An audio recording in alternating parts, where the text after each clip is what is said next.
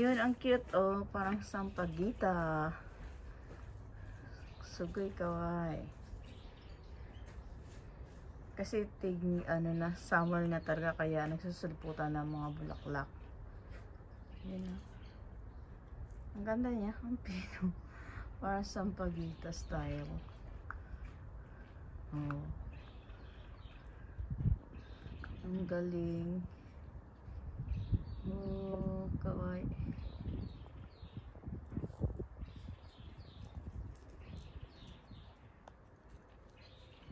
Kari mo kawaii desu. Oh. Pag summer na talaga, sulputan na mga iro-iro no hana. Kawaii. Kawaii. Ang cute, no? Kulay pink siya. Roses. Rose. Oh. May red. May pink.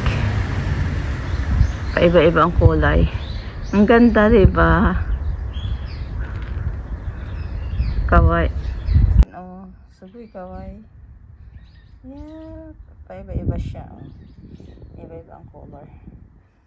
Gusto ko talaga mga bulaklak. Kaya sa Pilipinas, gusto ko ng garden.